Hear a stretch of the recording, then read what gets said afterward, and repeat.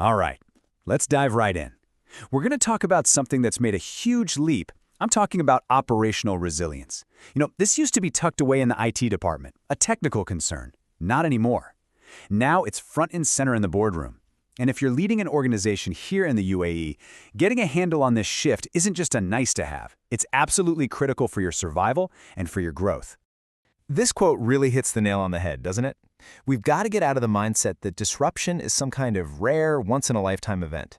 That's old thinking. The reality now? It's a constant. It's just part of doing business. So the big question for leaders today has completely changed. It's not if we'll get hit by a disruption, it's how is our organization built to keep running right through it? And just look at the kinds of disruptions we're facing today.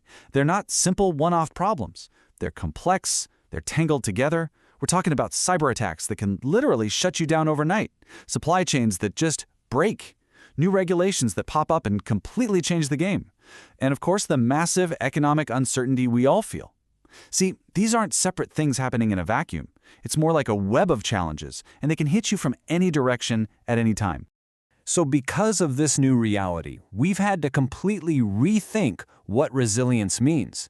It's no longer just some item on an IT checklist or a box to tick for the risk department. Nope, it has shot right up to the top. It's a core strategic conversation now, and its proper place is in the boardroom. So let's really dig into what that shift looks like. Okay, so let's get on the same page with a clear definition. When we say operational resilience, we're talking about a whole capability. This isn't just about bouncing back after something bad happens. It's way more proactive. It's about being able to see threats coming, being strong enough to take the hit, and being nimble enough to adapt and keep your most important services running, no matter what's going on. So why the sudden urgency? Well, the stakes have just never been higher. Look at this list. Cyber threats are getting smarter and scarier. Regulators are demanding more and more. Our businesses are built on these super complex, interconnected digital systems, and our supply chains, well, we've all seen how fragile they can be. And to top it all off, everyone, your customers, your investors, your partners, they're all demanding to see that you're prepared. They want proof. And for anyone operating in the UAE, this is especially important. This isn't just a good idea anymore, it's a mandate. You've got the central bank, the DFSA, the FSRA, all the major regulators have really tightened their expectations on this. They don't want to see a dusty plan sitting on a shelf. They want to see that you can actually prove you're resilient. That changes everything. It's not just strategic, it's absolutely essential. Okay, so to meet these tough new expectations, where do we even start? Well, you have to look at the foundation. And for most companies, that's something called business continuity management, or BCM. But here's the catch. The way we think about BCM has completely changed. It's evolved. And this really shows you the difference. On one side, you've got the old way of doing things. BCM was a chore, right? A technical compliance thing. You'd make a plan, put it in a binder, and hope you never had to look at it again. But now, look at the other side. This is modern BCM. It's a living, breathing part of your strategy. It's not a static document. It's an active program of constantly testing and improving. And crucially, it's directly linked to protecting the things that matter most, your revenue and the trust you've built with your customers. It's gone from being a cost to being a genuine value protector. But this modern view of BCM is really just one piece of a much bigger puzzle.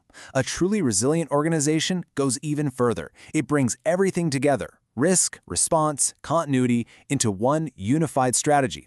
We call this an enterprise resilience framework. The whole idea is to stop thinking in silos and start thinking about this as one integrated system. So how do you build a framework like that? Well, it's built on 5 core pillars. First, you've got to identify your risks. And I don't just mean making a list. I mean really thinking through what-if scenarios. Second, you assess the impact. Okay, if that scenario happens, what breaks? What are the real-world consequences for our customers and our business? Third, and this is so important, is testing. You have to run drills, you have to simulate a crisis, and see if your plans actually hold up. Next up is governance. When things go wrong, who's in charge? Who makes the tough calls? You have to have that sorted out beforehand. And finally, you monitor everything all the time, because the risks we face tomorrow aren't the same as the risks we face today. This quote gets to the very heart of the matter. We have to be realistic. The goal isn't to build some kind of perfect, unbreakable company that can never be disrupted. That's a fantasy. The real goal is much more practical. It's to make sure that when, not if, but when a disruption happens, it doesn't take you out of the game. It doesn't stop you from doing what you do best and serving your clients. And all this brings us to what might be the single most important point. You cannot delegate this. This is not something you can just hand off to a department and forget about. True operational resilience has to start at the very top. It needs visible, active leadership from the C-suite and the board. There's just no way around it. It's completely non-negotiable. Okay, so what does that leadership actually look like? What should a CEO or a board member be doing? Well, for starters, you have to make resilience an official strategic priority. You have to put your money where your mouth is and allocate the right resources, the people, the budget, the tools. It means building resilience right into your governance structure. And maybe most importantly, it means asking the tough questions and demanding proof from your teams that you are, in fact, ready. Look, if you only take one thing away from our chat today, let it be this. Resilience isn't just another function within the risk department anymore. It's become a fundamental part of how a modern business is run. It's really a core piece of governance, period. So I'll leave you with a final thought. Disruption isn't a possibility. It's a certainty. It's going to happen. The only question that